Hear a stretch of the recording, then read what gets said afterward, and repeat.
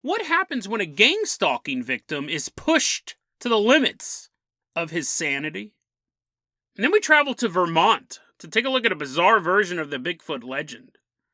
When Native Americans and European settlers realize that someone keeps pulling pretty hilarious pranks on them, they have to wonder, is this the work of a human or the beast known as Slippery Skin? Today on Dead Rabbit Radio.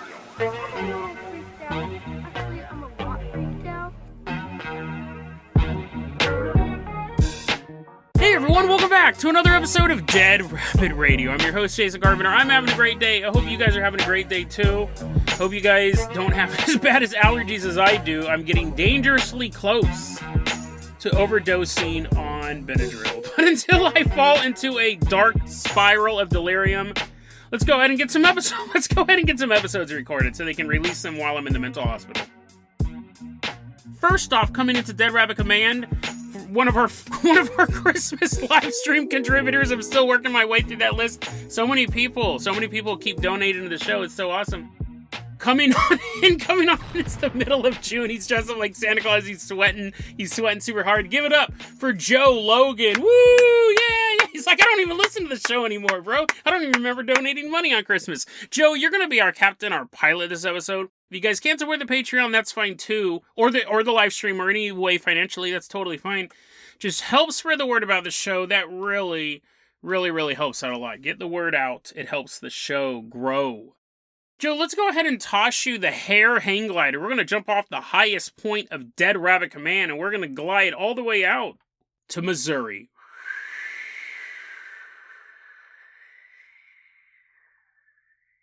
I found this posted online the other day. It was actually posted 5 years ago, but I just stumbled across it. The person who posted this has completely deleted their account, so we don't know who posted it, and that's concerning.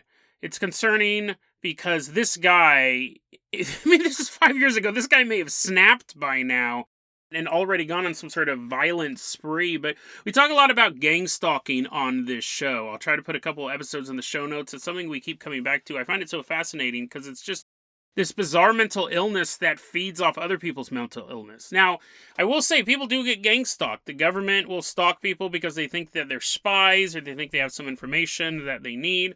And gangs, criminal organizations, will stalk people as well. So there is a thing where it's a legal definition where you're stalked by 3 or more people is what gang stalking is.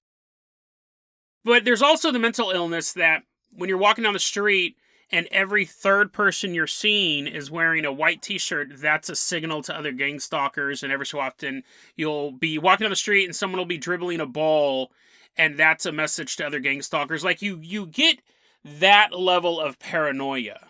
Every time I leave for work, I see a black Subaru driving behind me. Well, they also have a life, they also have to go somewhere, and their commute is probably when yours is. This is where that paranoia kicks in. And we're going to go ahead and call this guy Terry. I don't actually know his name. If that is your actual name, it was just a guess. What's weird is for someone who believes they're being gang stalked, they give a lot of information out. This person states that they live in Oklahoma City, Missouri, and they live in the Edmond neighborhood. You would think you're being stalked. You would want to cover up your identity more than anyone. But I've actually come across accounts of gang stalkers, and because they believe the government already knows everything about them and there's this huge conspiracy to stalk them, why hide information? Fascinating, you know? They figure, what's the point? Everyone already knows everything. So this guy, he posted this. This is what really caught my attention. He put this post on the conspiracy subreddit. And he says, this is the title of it. So if I know, or 95% sure, that the CIA, NSA are messing with my life, pretty much destroyed it, and are trying to get pics of me with little kids, should I tell anyone? Who? Help, please. Now, the conspiracy subreddit obviously has its own set of lunatics running around, but gangstalking is actually an ostracized community within the conspiracy community. You have serious conspiracy theorists who look at government and business conspiracies. And then you have people who are flat earthers and the moon's fake and monkeys don't exist and stuff like that. And there's a pretty wide gap between those two. Even a flat earther thinks gangstalkers are cuckoo. So this post didn't get much engagement, but it really caught my eye when he's saying they want to get pictures of him with little kids. And I was reading this. This is just such a journey I want to take you on. You're like, please don't, dude. Please don't tell me about the rantings of this man. Too late. He talks about when he goes for a walk. It's so interesting because he has such a little self-awareness. This guy whose mental illness is so obvious by his writing. So you have to imagine that it's obvious just standing next to this guy that he's mentally ill. He says, a lot of times I'm walking down the street with my 100-pound dog, and there's always kids in front of me. And they're always crying. And I'm thinking, maybe because there's some lunatic. Maybe there's some lunatic with a giant dog behind him. He goes, every time I leave my house, there's a bunch of kids in front of me, and I can't get around them, and they're crying. And he thinks that these kids are being put there by the government. These kids are probably just walking to school, right? It's a neighborhood. He thinks that the government is putting these kids here in front of him, and he believes that these children in front, this is going to get real dark real quick. He believes these kids that are always in front of him are Pizzagate victims. So basically, let's take it from the point of view of the kids, right?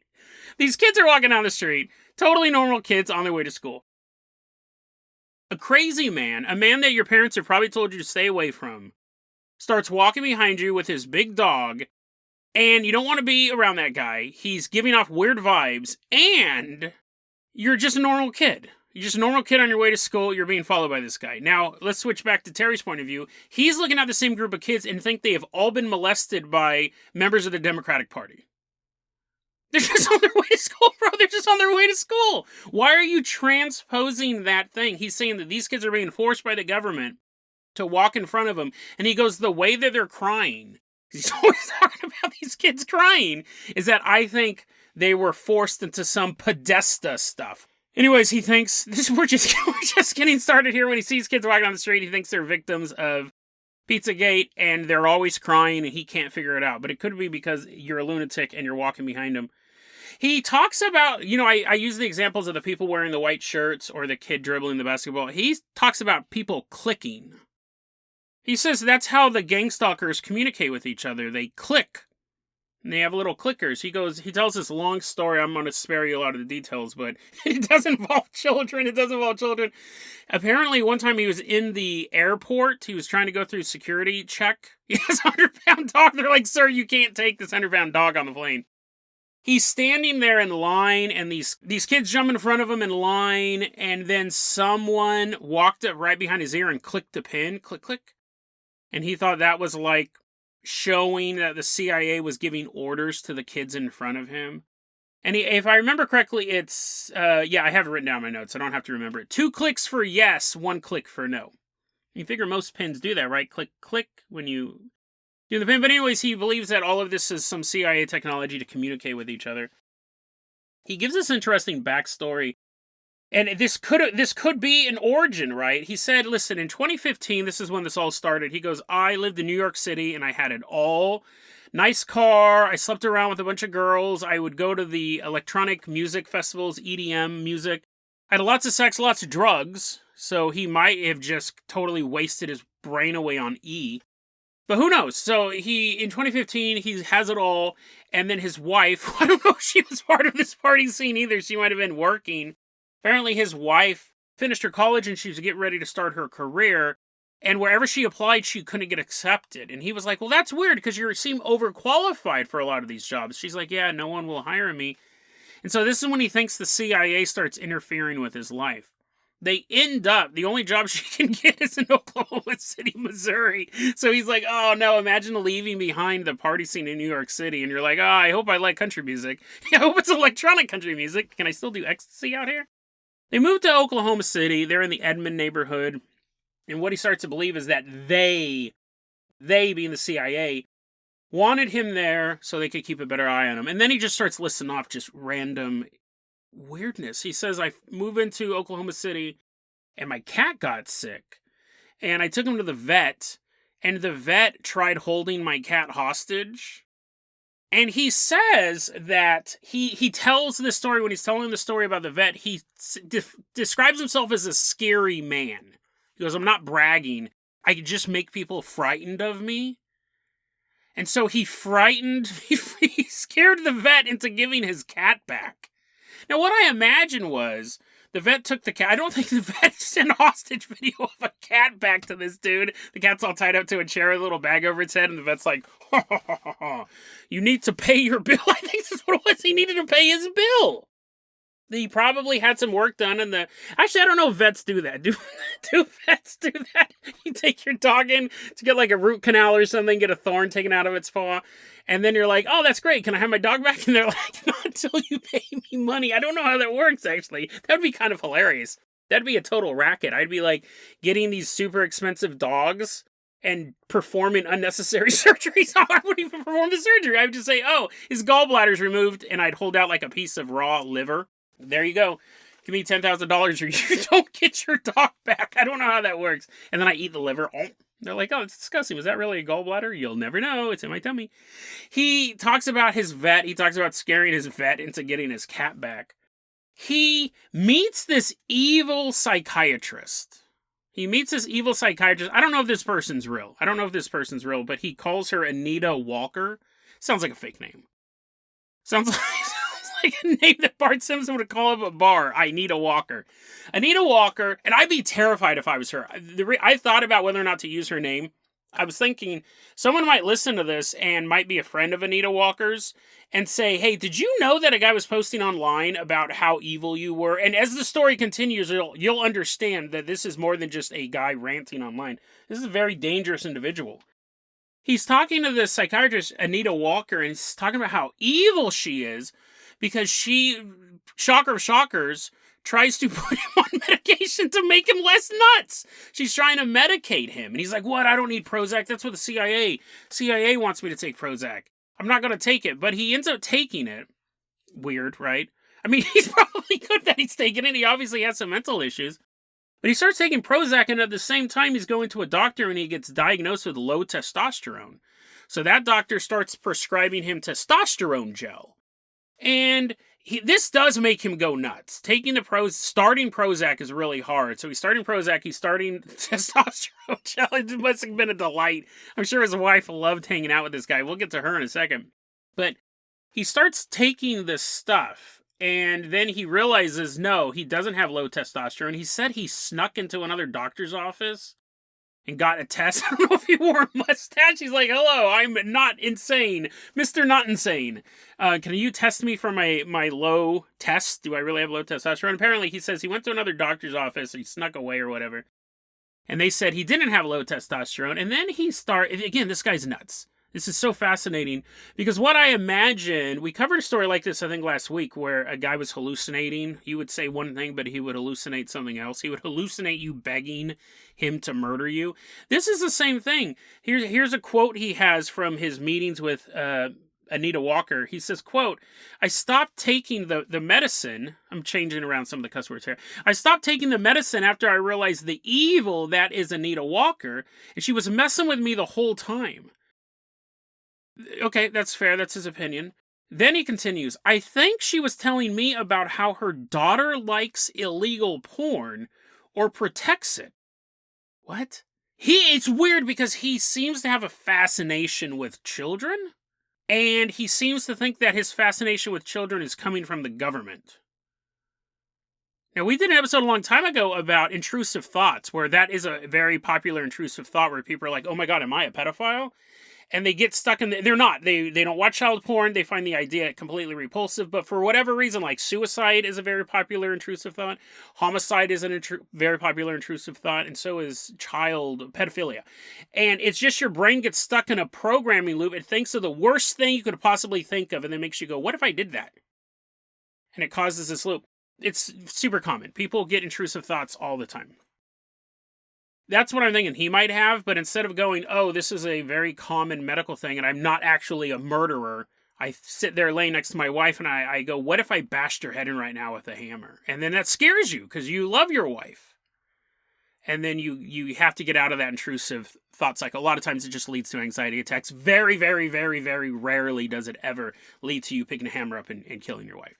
Very rarely. But you're just afraid you might. It's your worst fear. Your brain gets stuck in a loop of your worst fear. That's probably what's happening with this guy.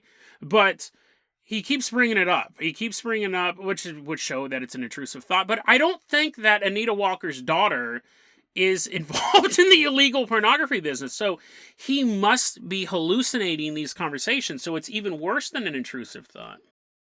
And then, so he deals with that. He stops taking the Prozac, and then he has to go take care of the doctor who prescribed him the testosterone gel, because he's in on it as well, right? He doesn't need that. And so we have this other quote. This is him going to the doctor's office who said he had a low test. Quote, "So I go over to his office in a wee bit of a huff. And this makes no sense. I don't understand what this means. We'll break it down. I don't even know if we're going to get to the Bigfoot story. I'm so fascinated with all this stuff.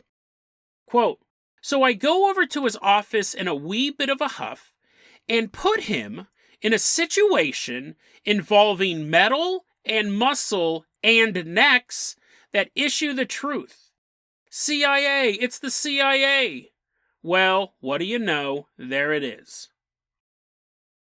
What does that mean? I didn't change any of the words there. I didn't change any of the cuss words. He actually said wee bit of a huff. I put him in a situation involving metal and muscle and necks. Did he get this? Did he get this doctor in a headlock? Did he walk into this doctor's office and get this doctor in a headlock until he admitted it's the CIA? CIA, it's the CIA. That's what the doctor's saying. What in the world is going on? Don't you think that should have been in the news? This is what's so weird about this. That should have been in the news. Man walks into... a man who has low testosterone walks into a doctor's office, gets him in a headlock until the guy starts screaming out, "It's the CIA." Bizarre. Absolutely bizarre. That's the only thing I can imagine. But see, at a certain point, we don't have to imagine. Because he wrote another post, a follow-up post, to this called "A Day in the Life of What It's Like to Horrible, Hellish, His grammar is... I guess that's the least of his problems, right? He's mentally insane. His grammar can have a few errors here and there. "A Day in the Life of What It's Like..." This is the title of it. "A Day in the Life of What It's Like to Horrible, Hellish, Life-Destroying Twilight Zone I Now Call Reality." Now, in the earlier post, he talks a lot about his wife, and he says his wife is constantly crying. And he seems to think that she's crying because the CIA is tormenting them as a family. But again, I think it's just a total lack of self-awareness. I think she's crying because her husband is losing it. He's going insane. This post where he's talking about a normal day in his life starts off, he says, "I wake up from the normal nightmares that I always have." And then the very next line was, "See my wife of 16 years off to work. The one I can no longer trust, as I've caught her doing suspicious things several times. Strange." So now his wife is clearly in the crosshairs of his illness. Like before, she was an ally. Before, she was someone the CIA was also hurting because it was trying to hurt him. But now, could you imagine being in that situation? Could you imagine living with someone who thought you were an agent of the CIA? Hope she doesn't click. She brings home a box of crickets one day. She's like, "Hey, look at my new pets." And he just hears clicking all night long. Crazy. Anyways, he then goes, he leaves his house with his 100-pound dog. They go for a walk. And he goes, "I know that the entire neighborhood is spying on me because this is how crazy things are. I'm walking down the street and I see these guys cutting the limbs off of a tree. And then there's a woman in a baby stroller right by them. There's a woman in a baby stroller going down the sidewalk. These guys are cutting limbs off the trees." And he goes, "How insane would you have to be to take a baby in a stroller by a tree where they're cutting limbs?" He answers his own question because he then demonstrates there's only two places to walk, right? She's walking with her baby, pushing the stroller down the sidewalk. And he goes, "I'm too smart to fall for that trick. I'm smarter than that woman and her baby.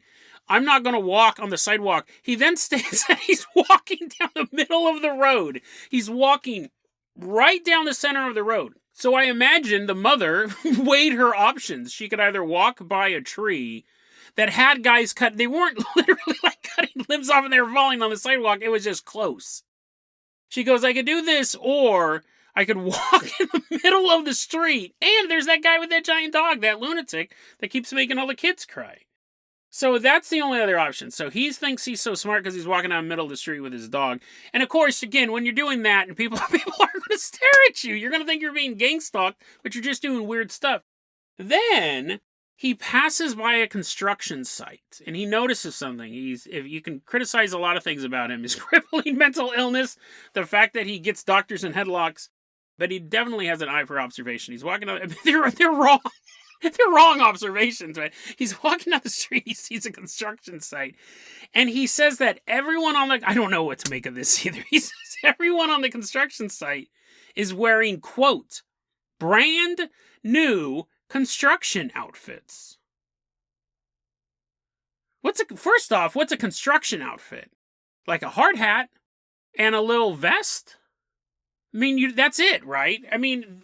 Is that suspicious if, like, the boss is like, you know what, you guys have been so good at constructing lately, here's brand new hats. I was giving you those straw hats. That wasn't really helping you guys when girders and hammers were falling on your head. Here's some brand new hard hats. And I gave you some shiny vests as well. That's it. I mean, were they also wearing, like, brand new Levi's and a brand new plaid shirt or whatever? But brand new construction outfit. So he's walking down the street. He sees a construction site. Everyone's wearing a brand new construction outfit. And then... also, on the opposite side of the street, there's three middle-aged women wearing brand new construction outfits as well, right? They got their hard hats on and their little vests, and he says they're laughing and taking pictures of him. Now, if you think, Jason, you've just kind of been reading the rantings of a madman, that would be a correct summary of the past 20-some-odd minutes, but this is what we get to. Remember, this took place 5 years ago. These posts were put up 5 years ago. And this is an average day. This is what happens when he's walking down the street and he sees these women. Quote, these women have their phones out, laughing, having fun, taking photos or video of me. Okay, welp. Just another goddamn day in the Twilight Zone. If I hadn't had my dog with me, I would have ran over there and started stabbing. Unquote. So this dude... from here on out, for the rest of his day, he has this knife on him and he just describes situations where he has to restrain from stabbing people. Later in that same day, we get to this quote. Quote, I get in an alleyway and a Hispanic man and his little dog are walking. I get that feeling this guy is here for me. This isn't an organic situation. So I pull out my knife to kill him.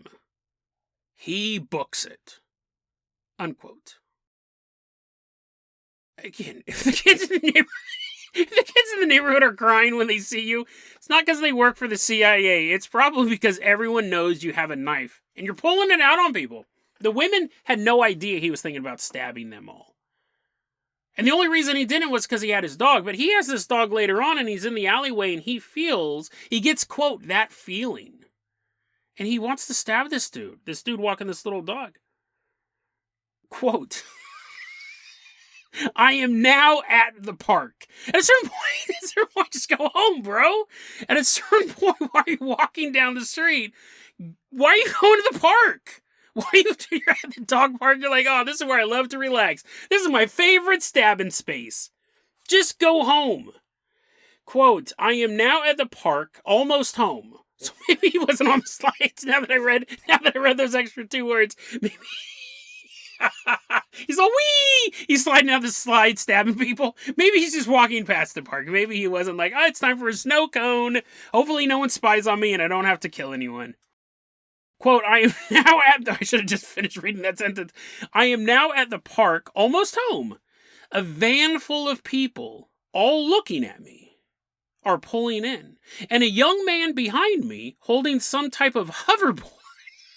He's holding some type of hoverboard looking thing. Now, you would think, is it the hoverboard with a giant wheel? No, because he actually thinks it's a hoverboard from Back to the Future, because he says, are those real now? So did the guy just have a regular skateboard? I don't know what. I mean, it doesn't matter. He's going to stab all these people. It doesn't matter, like, what the guy's actually holding. They're going to get stabbed. So let me start this over again. Let me start this back here. The van full of people, all looking at me, are pulling in, and a young man behind me holding some type of hoverboard-looking thing, are those real now? Is behind me. I reach for my weapon just in case. They all back off. I get home. Unquote. So it must be known in this community that this guy carries a pretty big knife. I don't think he's reaching for like a little Boy Scout knife. He's like, oh, I'm poking you in the belly. And the people leave. Now, again, it's also weird because he could be in such the throes of a hallucinatory world that maybe none of this is happening. Like, what if he's just walking on the street and none of these events happening? But then later on, he has to leave the house again. I can't believe this guy would even live in this neighborhood. How the very least the homeowners association hasn't kicked him out, let alone the police. Later on, after a long day of almost stabbing people, he has to go to the pharmacy to get some medicine. So he gets in his car. This guy has a driver's license. He gets in his car and he's driving down the road to go to the pharmacy. And someone is driving a truck and he thought this guy was following him, and then the truck passes him. According to him, he then did the pit maneuver. It's where you hit their back tire and cause them to spin out. And then the guy drove away and drove to a Chinese restaurant and ran into the Chinese restaurant. And he's like, oh, I totally was going to stab that guy, but too many witnesses. And then he just went to the pharmacy. The Chinese restaurant's next to the pharmacy. He's like, oh, well, I'm here. Might as well go pick up my Tylenol. And then at the end, he does get his medicine. He walks in. He's like, oh, I'm going to order some Chinese food as well. He's sharpening chopsticks. He's just poking people. He's walking through the restaurant. He let this guy go, thankfully. He then goes home. And here's the final sentence of this post, the end of his day. It says, quote, I get back home, and the clicks start again. Wife hears them too. This guy hasn't posted anything in 5 years. Well, his account's been deleted, so I mean, he might have had an alternative account, Stabby McStabbenstein. But what is just a terrifying look at that, right? Like, this guy has to be in jail by now. This guy either needs to have been locked up for his own good and for the good of other people, or he stabbed someone by now. This guy has to be in jail by now, right? Something had to have happened to this guy. I actually tried researching, like, Edmond stabbings, and, people get stabbed in the city. It's not unusual, unfortunately. There's a couple of people getting stabbed, but none that I could... All the suspects were way too young. One was 16 years old. This guy was saying that he was married to his wife to 16. So unless she was into zygotes, unless she loved banging fetuses, I doubt that it's the same person. But it's creepy. Like, the fact that this guy exists in the community. We have a couple different things to look at here. We'll wrap it up like this. One, he exists in the community and everybody knows that he's a problem. Because he's walking around with a knife, pulling it out on people, hitting people with their cars and things like that. And then people aren't reporting it to the police. Because obviously that was a single day in his life. He pulled the knife on like a bunch of different people. People aren't reporting it to the police.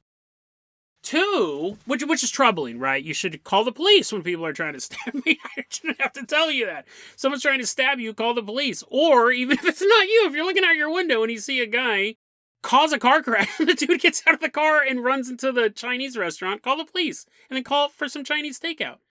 But then it's also troubling to think, what if none of this is happening, but he's that crazy he thinks it is? Like, he's walking down the middle of the street, and there's just a tree there. No one's cutting it down. There's no woman with a baby. Or he's walking down the street with his dog, and he's hallucinating crying children, victims of child abuse children in front of him. Like, what's creepier? Think about it on a realistic level. What's creepier? Really think about this. Walking down the street, what's creepier? A bunch of crying children who have been subjected to horrible abuse, or, okay, that's creepy. That's the worst one. What's creepy? Forget that one. What's creepier? Walking down the street and there's a bunch of children crying in front of you, or Well, okay, that one's pretty creepy too. It's creepy if it's real. But you know what I mean? Like, imagine if your hallucinations were that vivid that you could hallucinate a group of crying children and you build this whole backstory for them to explain the vision. And like, there was not a construction site. It was like a fully built CVS pharmacy, but he's hallucinating so badly, he sees people working with these new uniforms on. Like, that is terrifying to me as well, that he's that lost. And you have to think, like, yeah, people in this community probably know about him, but do they know he's posting? Like, do they know the depth of his insanity? It's just creepy to think that this guy's out there, and he's just the guy posting online. I'm sure that we interact with these people, and it's not super common, right? I'm not going to say it's your boss at work who's hallucinating you crying in the corner, but now that would be terrifying too, right? You're like, but why? Whenever you give me the job review, you always say that I spend at least 3 hours a day sobbing in the corner. I clearly don't do that. He's like, well, I do see you do that. And I've thought about stabbing you once or twice just to get you working again. You're all, what? Like, this guy, I mean, obviously this guy has a driver's license, right? He can move around town. He was functional enough at one point to hold down a job. So was it just like a mental decay? Did he just blow his minds out with drugs? Who knows? But whatever the origin story is, he's out there. And he might still be out there. The fact that his account's deleted and he hasn't posted makes me think that he did something. He did something and he got incarcerated. I can't imagine his wife's still with him, right? Could you imagine living in a situation like that? Absolutely insane. And we have the gangstalking, and then we just have an underlying mental illness colliding to the point that he cannot tell what's real and what's false, and his narrative makes it hard for us to tell what's real and what's false. Did he get a doctor in a headlock? Like, shouldn't he have gone to jail for that? But if nobody's calling the cops, if everyone truly is afraid of him, or if they only know their single interaction with him, they may go, it's not worth it. But man, what a cancer on the city of Oklahoma City, right? To have someone like this out there. Terrifying story when the world of gangstalking collides with the real world. There's only 2 ways these stories get resolved. The authorities deal with it before or after it becomes a serious problem. Either he gets the help that he needs, which of course he's going to say is just part of the conspiracy, right? When he's forced to undergo medical treatment, medical help is just part of the system taking him down. Or they can come in and clean up the mess afterwards. And by then, it's too late for somebody, right? Instead of having mental health counselors, he's now in prison. If not, murder-suicide or something like that. Like, it's a terrifying story. Are any of these people still alive? How's his wife doing? How is he doing? How's that man with the dog in the alley doing? The story of Terry is the story of a man in the middle of a delusional world.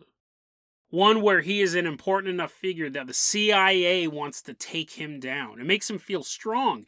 It makes him feel important. Even though they've ruined his life, it makes him special that the CIA would want to destroy him. But in the end, Terry will most likely, if he hasn't already, destroy himself. He'll stab someone. He'll kill someone. He'll commit a crime that ends up throwing him behind bars. And if he thinks that he's being gangstalked now, if he thinks that every single move that he makes is being watched by hateful eyes, if he thinks that his life is a hellish reality now, that is nothing compared to what he will face day after day for decades in a Missouri prison.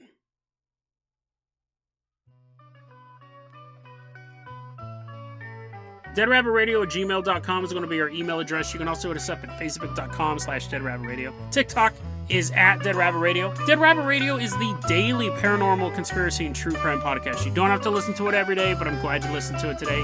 Have a great one, guys.